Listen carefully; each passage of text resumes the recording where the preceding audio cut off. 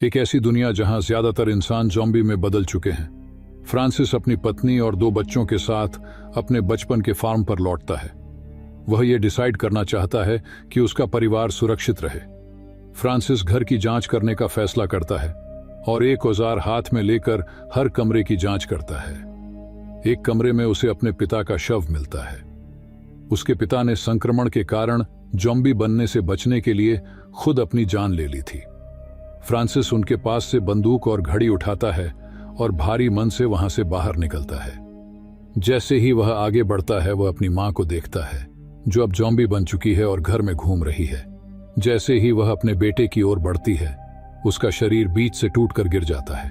वह अपने हाथों के सहारे घसीटकर फ्रांसिस तक पहुंचने की कोशिश करती है। फ्रांसिस को मजबूरन उसे गोली मारनी पड़ती है। उस दोपहर फ्रांसिस अपने माता पिता के शवों को खेत में दफनाता है। अपने माता पिता को खोने के गम के बावजूद वह तय करता है कि उसका परिवार इस फार्म पर रहेगा। यह जगह सबसे से दूर है और सुरक्षित है। फार्म के कुएं से उन्हें पीने का पानी मिलता रहेगा और वे अपनी जरूरत का खाना उगा सकते हैं। आयरिस, फ्रांसिस की पत्नी, परिवार को संभालने की कोशिश करती है। इस बीच फ्रांसिस अपने छोटे बेटे लुकास को आयरिस के पास छोड़कर अपने बड़े बेटे जोश को गोदाम तक ले जाता है। वह यह देखना चाहता है कि वहां कुछ काम का सामान है या नहीं। फ्रांसिस को याद है कि मिस्टर ऑनरले, जो उसके पिता के साथ खेती में मदद करते थे, उसी गोदाम में रहते थे। वह ऑनरले को आवाज लगाते हुए गोदाम की तलाशी लेता है। जोश को वहां रस्सी से लटकता हुआ मिस्टर ऑनरले का शव दिखाई देता है। यह देखकर वह डर जाता है, लेकिन फ्रांसिस उसे कहता है कि ऑनरले की पैंट से चाबियों का गुच्छा लेकर आए। जोश डरते हुए धीरे धीरे आगे बढ़ता है और चाबियां निकाल लेता है, लेकिन जैसे ही वह चाबियां खींचता है, ऑनरले का शव उस पर गिर जाता है। जोश घबराकर तुरंत खड़ा हो जाता है। फ्रांसिस अपने बेटे की इस डर से निराश हो जाता है। घर लौटने पर आयरिस फ्रांसिस को बताती है कि उसने एक कमरे में एक पावर जनरेटर देखा है। वह कमरा जेल जैसा लगता है। जब फ्रांसिस उस कमरे में जाता है तो वहां का माहौल देखकर उसे घबराहट होने लगती है। आयरिस उसे संभालती है और कमरे से बाहर ले आती है। आयरिस समझ जाती है कि फार्म का अतीत फ्रांसिस के दिल और दिमाग पर गहरा असर डाल रहा है। एक रात खाने के दौरान जोश गोदाम से मिले रेडियो को चालू करने की कोशिश करता है ताकि दुनिया की खबरें सुन सके, लेकिन उसे कोई सिग्नल नहीं मिलता। आयरिस चिंतित होती है कि अगर कुछ नहीं किया गया तो उनके पास जल्द ही खाने के लिए कुछ नहीं बचेगा। आखिरी खबरों के अनुसार बचे हुए लोगों को उत्तर की ओर जाना चाहिए, लेकिन फ्रांसिस मानता है कि उसका परिवार फार्म पर ज्यादा सुरक्षित रहेगा, भले ही उसने अपने माता पिता के साथ क्या हुआ देखा हो। जोश बताता है कि एलिस और उसका परिवार पहाड़ों पर चला गया है। यह सुनकर फ्रांसिस उसे डांटता है और कहता है कि वह अपनी गर्लफ्रेंड के लिए फार्म नहीं छोड़ेगा। उसी रात जोश एलिस को मैसेज भेजने की कोशिश करता है, लेकिन मोबाइल पर भी कोई सिग्नल नहीं मिलता। इस बीच आयरिस अपने पति को जोश के साथ उसके व्यवहार के लिए डांटती है और याद दिलाती है कि उसने वादा किया था कि वह जोश के साथ बुरा व्यवहार नहीं करेगा। अगली सुबह फ्रांसिस एक बुरे सपने से जागता है। सपने में उसे अपने बचपन की यादें दिखाई देती हैं, जब उसके पिता उसे सजा के तौर पर बेसमेंट में बंद कर देते थे। इसके अलावा वह आयरिस से भी नाराज है क्योंकि उसने सालों पहले एक अफेयर किया था और जोश उसी का नतीजा है। जोश को यह पता नहीं है कि वह फ्रांसिस का असली बेटा नहीं है, लेकिन वह महसूस करता है कि उसके पिता उससे अलग व्यवहार करते हैं, जबकि लुकास को ज्यादा प्यार करते हैं। आयरिस अपने पति को आखिरकार फार्म छोड़कर पहाड़ों की ओर चलने के लिए मना लेती है। रास्ते में जोश बताता है कि उसके अंकल डिएगो ने भी उसकी मां से पहाड़ों की ओर जाने को कहा था। यह सुनकर फ्रांसिस गुस्से में आ जाता है। थोड़ी देर बाद वे एक पुल पर पहुंचते हैं और एक बाढ़ पाते हैं। अंधेरा होने लगा था तो फ्रांसिस वापस लौटने का सुझाव देता है, लेकिन आयरिस वैन से उतरकर बाढ़ काटने लगती है। तभी एक ज़ॉम्बी सोल्जर अचानक उसके सामने आ जाता है। फ्रांसिस तुरंत वैन से उतरता है और आयरिस उसकी ओर दौड़ती है। फ्रांसिस उसे झुकने का आदेश देता है और ज़ॉम्बी को गोली मार देता है। जल्द ही एक और ज़ॉम्बी सामने आता है जिसे वह मार गिराता है, लेकिन गोलीबारी की आवाज सुनकर और ज़ॉम्बी वहां इकट्ठा हो जाते हैं। वे वैन पर हमला करने की कोशिश करते हैं। अपने बच्चों को खतरे में देख फ्रांसिस ज़ॉम्बियों का ध्यान भटकाने के लिए गोलियां चलाता है। जब उसकी गोलियां खत्म हो जाती हैं तो वह एक ग्रेनेड उठाता है जो सोल्जर की लाश के पास पड़ा था। फ्रांसिस ग्रेनेड फेंकता है और एक झटके में सभी ज़ॉम्बियों का सफाया कर देता है। इसके बाद वह अपने परिवार से मिलता है और वे सब फार्म लौट जाते हैं। उन्हें एहसास होता है कि बाहरी दुनिया बहुत खतरनाक है। 2 हफ्ते बाद फ्रांसिस वैन लेने के लिए पुल पर वापस जाता है और पाता है कि वह अभी भी चल रही है, लेकिन वह परिवार को फार्म पर रोकने के लिए झूठ बोलता है कि वैन खराब हो गई है। उस दिन फ्रांसिस जनरेटर ठीक करता है और उनके घर में फिर से बिजली आ जाती है। परिवार एयर कंडीशनिंग और संगीत का आनंद लेता है। बच्चों के साथ डांस करने के बाद फ्रांसिस अपनी शादी की रिकॉर्डिंग देखने के लिए टीवी चालू करता है, लेकिन आयरिस उसके साथ बैठने की बजाय अपने कमरे में चली जाती है। अगली सुबह फ्रांसिस अपनी पत्नी से माफी मांगता है। वह चाहता है कि वे अपनी शादी को दोबारा बनाएं और एक खुशहाल परिवार के रूप में आगे बढ़े। आयरिस उसकी ईमानदारी देखकर सहमत हो जाती है। जब परिवार नाश्ते के लिए इकट्ठा होता है, फ्रांसिस चिकन कॉप में अंडे लेने जाता है। वहां उसे एक जंगली कुत्ता मिलता है। जब वह उसे भगाने की कोशिश करता है तो कुत्ता उसे काट लेता है। आयरिस, जो एक नर्स है, फ्रांसिस के हाथ की पट्टी करती है और उसे अस्पताल जाकर रेबीज का टीका लगवाने के लिए कहती है, लेकिन फ्रांसिस मना कर देता है।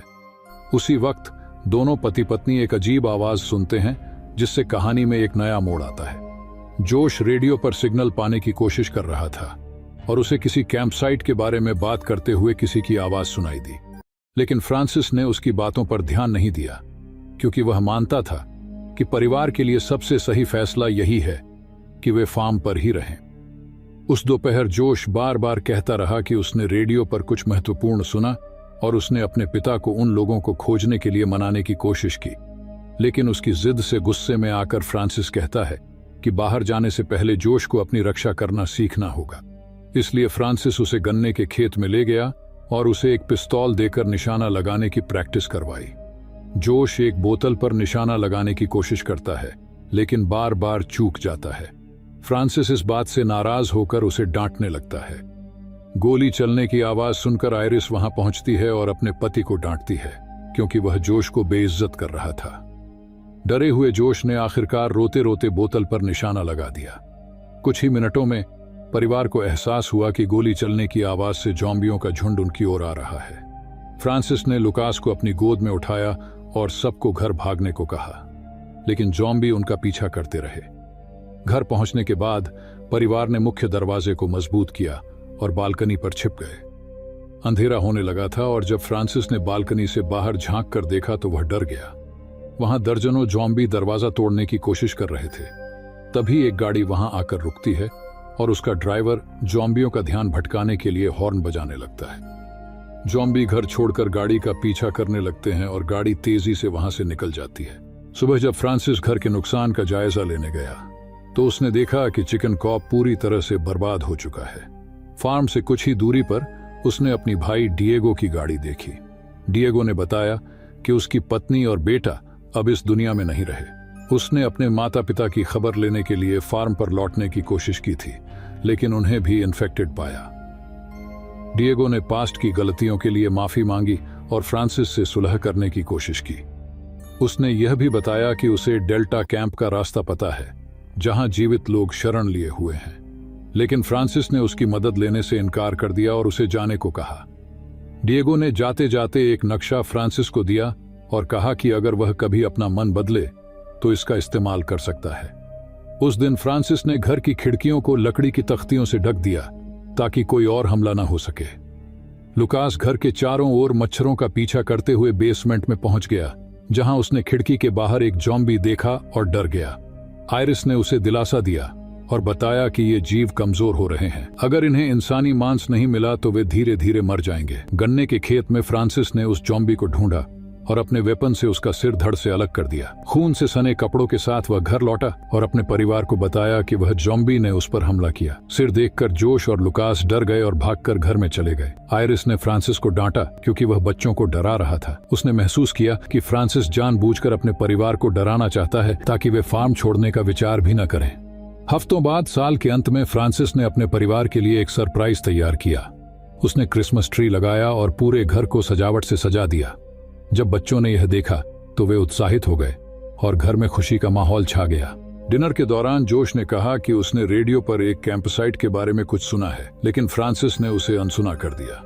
जब जोश ने बार बार इस बारे में बात की तो फ्रांसिस गुस्से में आ गया और उसे कहा कि उसे खुद की रक्षा करना सीखनी चाहिए। उस रात फ्रांसिस ने बच्चों से पूछा कि वे सांता क्लॉज से क्या उपहार चाहते हैं। लुकास ने कहा कि वह एक साइकिल चाहता है, लेकिन जोश की मांग ने सभी को चौंका दिया। उसने कहा कि वह अपने पिता के कमरे में छिपाया हुआ नक्शा चाहता है। आयरिस ने जब यह सुना तो उसने फ्रांसिस से पूछा कि जोश किस बारे में बात कर रहा है, लेकिन फ्रांसिस ने तुरंत इसे नकार दिया। इसके बजाय उसने अपना क्रिसमस विश जाहिर किया और कहा कि वह चाहता है कि उनके परिवार में एक और बच्चा हो। आयरिस ने इस पर मना कर दिया और कहा कि वह ऐसे बर्बाद दुनिया में बच्चे को जन्म नहीं देगी। उसने फ्रांसिस से अपना सबसे बड़ा ख्वाब भी जाहिर किया कि वह इस फार्म से निकलना चाहती है। फ्रांसिस ने बच्चों को ब्लैकमेल करने के लिए कहा कि ज़ॉम्बी संकट के आने से पहले आयरिस उन्हें छोड़कर भागने की योजना बना रही थी। ये सुनकर बच्चे अपनी मां से नाराज हो गए। रोते हुए आयरिस ने सच बताया कि वह फ्रांसिस के साथ रहकर बहुत दुखी थी और एक नई जिंदगी शुरू करना चाहती थी। जब आयरिस ने नक्शा मांगा तो फ्रांसिस ने उसे जला दिया। यह देखकर आयरिस गुस्से में आ गई और उसने उसे थप्पड़ मार दिया। उसी रात उनका परिवार पूरी तरह से टूट गया। जोश ने अपने पिता का सामना किया और उसे दरवाजे को बंद करने से रोकने की कोशिश की, लेकिन फ्रांसिस को लगा कि परिवार उसके खिलाफ साजिश कर रहा है। गुस्से में उसने जोश पर हमला कर दिया। आयरिस ने किसी तरह अपने बेटे को बचाया। तभी एक सैनिक कोरकर दरवाजे पर आया और मदद की गुहार लगाने लगा। फ्रांसिस ने दरवाजा खोलने से मना कर दिया, लेकिन जोश ने सैनिक को अंदर आने दिया। कोरकर ने बताया कि डेल्टा कैंप जिंदा बचे लोगों के लिए सुरक्षित है। उसने यह भी कहा कि रास्ते में उसने एक आदमी से मदद ली जिसने उसे इस फार्म तक पहुंचाया। यह सुनकर आयरिस को पता चला कि डिएगो अभी भी जिंदा है और फ्रांसिस ने झूठ बोला था। आखिरकार फ्रांसिस ने कोरकर को बेसमेंट में बंद कर दिया। सुबह जोश ने अपनी मां को अलविदा कहा और कहा कि वह डिएगो को ढूंढने जाएगा। उसने यह भी बताया कि उसे पता चल गया है कि फ्रांसिस उसका असली पिता नहीं है। जब फ्रांसिस को जोश के भागने की खबर मिली तो उसने कोरकर को हथौड़े से मारकर मार डाला। आयरिस ने लुकास को बचाने की कोशिश की, लेकिन फ्रांसिस ने उसे घायल कर दिया और उसे बेसमेंट में बंद कर दिया। अब वह अपने बेटे और पत्नी को अंधेरे में कैद करके रखता है। फ्रांसिस ने जंगली कुत्ते को मार डाला जो पहले उसे काट चुका था और उसका मांस पकाकर अपनी पत्नी और बेटे को खाने के लिए दिया। यह दृश्य भयानक हो चुका था, जहां फ्रांसिस अपने परिवार को बंदी बनाकर उनकी जिंदगी पर पूरी तरह से हावी हो गया था। हालांकि आयरिस और लुकास भूखे थे, उन्होंने फ्रांसिस द्वारा दिए गए खाने को खाने से इनकार कर दिया। गुस्से में फ्रांसिस ने खाना जमीन पर फेंक दिया। इस बीच आयरिस ने इस मौके का फायदा उठाकर उस चाकू को छुपा लिया जिससे फ्रांसिस मांस काट रहा था।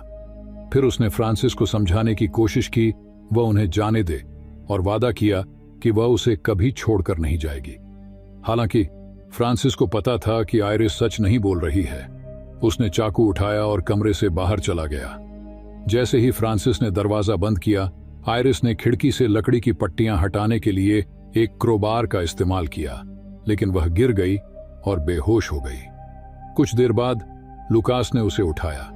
दोनों ने मिलकर भागने की योजना बनाई। लुकास ने जोर जोर से चिल्लाना शुरू कर दिया। चिंतित फ्रांसिस बेसमेंट में आया, लेकिन जैसे ही वह झुका, आयरिस ने उसके पीठ में एक धातु की वस्तु से वार कर दिया। आयरिस और लुकास वहां से भाग निकले और बेसमेंट का दरवाजा बंद कर दिया। फ्रांसिस ने गुस्से में गोली चलानी शुरू की, लेकिन वह उन्हें नहीं रोक पाया। भागने की कोशिश में आयरिस ने कुछ सामान और एक वेपन उठा लिया। जैसे ही उन्होंने घर से बाहर कदम रखा, उन्होंने डिएगो को देखा जो अब एक ज़ॉम्बी बन चुका था। डर के मारे वे वापस घर लौट आए, लेकिन डिएगो ने दरवाजा तोड़कर अंदर घुसने की कोशिश की। आयरिस ने अपनी और लुकास की जान बचाने के लिए सामान का इस्तेमाल किया। लुकास ने टॉर्च से ज़ॉम्बी पर हमला किया, जिससे डिएगो ने उसे छोड़ दिया और लुकास का पीछा करने लगा। तभी फ्रांसिस ने दरवाजा तोड़ा और डिएगो पर हमला किया। डिएगो को मारने के बाद फ्रांसिस ने आयरिस को घर में ज़ॉम्बी लाने के लिए डांटा। तभी लुकास ने अपनी बांह पर ज़ॉम्बी के काटने का निशान दिखाया। आयरिस को समझ आ गया कि अगर तुरंत कार्रवाई नहीं की गई तो लुकास भी ज़ॉम्बी बन जाएगा। आयरिस ने वेपन से लुकास की बांह काटने का फैसला किया। उसने बेटे को एनेस्थेटिक दिया, वेपन को स्टरलाइज किया और उसके मुंह में कपड़ा डालकर दर्द को सहने की तैयारी की। भयंकर दर्द के बावजूद उसने लुकास की जान बचाने के लिए उसका हाथ काट दिया। लुकास को बचाने के लिए आयरिस ने फ्रांसिस से मदद मांगी ताकि वह लुकास को अस्पताल ले जा सके। फ्रांसिस वैन लेने के लिए पुल की ओर भागा। रास्ते में उसने जोश को देखा, जो अपने खून से सने पागल पिता को देखकर डर गया। जोश ने गन तान ली और फ्रांसिस को नजदीक आने से मना किया, लेकिन फ्रांसिस ने उसकी बात नहीं सुनी और आगे बढ़ा। घबराकर जोश ने गोली चला दी, जो फ्रांसिस के सीने में लगी। फ्रांसिस जमीन पर गिर पड़ा। जोश को अपनी हरकत पर पछतावा हुआ और उसने अपने पिता की मदद करने की कोशिश की, लेकिन फ्रांसिस की मौत हो गई। अपने पिता को खोने के बाद जोश खेत की ओर लौटने का फैसला करता है और अपनी माँ और भाई से मिलने के लिए वैन में बैठ जाता है। सो इसी सस्पेंस के साथ ये कहानी यहीं पर समाप्त होती है।